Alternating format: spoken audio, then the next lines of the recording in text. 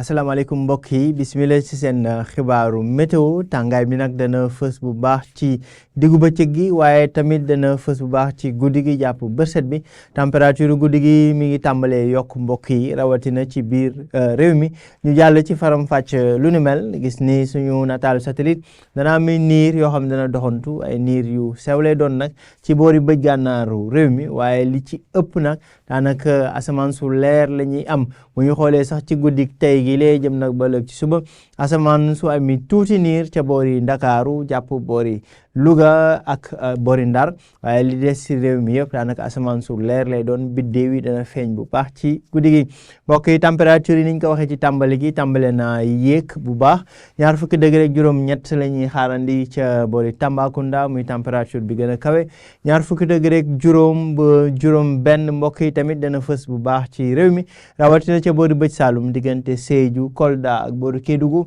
waaye tamit ca boori Podor jàpp Linguère Matam ak boori Bakel température yi gën a néew ci guddi gi ñu ngi koy sendu ca boori sow rawatina ca Ndakaaru 20 degré muy température bi gën a néew 20 degré ak benn ca Thiès 20 degré ak ñaar ca boori Ndar donc tàngaay bi dana fës bu baax mbokk yi ci réew mi rawatina diggu bëccëg gi waaye tamit ci guddi gi mbokk yi diggu bëccëg boobee sax ñu ngi koy xaarandi asamaan su leer jant bi moo fi gën a fës ngelaw yi nag dana jugee boori bëj gànnaar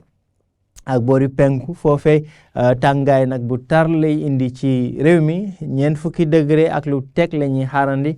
ci dayoy température ci gox yi féete ci biir réew mi 40 degré jàpp 40 degré ak ñaar mbokk yi mooy gën a fës ci réew mi rawatina ca boori Sine Saalum ak Bawal waaye tamit ca boori bëj gànnaar diggante Podor ak Linguère ca boori penku ca Bakel ak Tambacounda température bi gën a kawe ñu ngi koy xaarandi mbokk yi ca Casamance Ziguinchor 40 degré ak ñeent lay doon ca boori sow température dana wéy di dal ba léegi 20 degré ak juróom ñaar ca Ndakaaru donc rawatina Ndakaaru foofee la température di dalee bu baax dana xaw a yéeg tuuti nag ca boori Thiès Mbour jëm ba boori Ndar 40 degré ak juróom ñaar ba juróom ñett lañ fay xaarandi mbokk yi ci tënk température yi dana yéeg bu baax donc guddi gi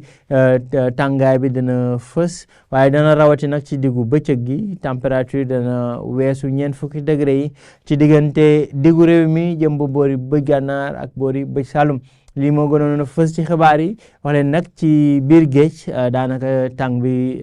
dal na bu baax amuñu gànnax ak ngelaw boo xam ne ñu ngi koy séntu ci guddi tey gi la waaye tamit ëllëg ci booru géej gi li moo doon gën a fës ci xibaar yi mën ngeen wéy nag di ñu topp mbokk yi ci suñu xarala yi nga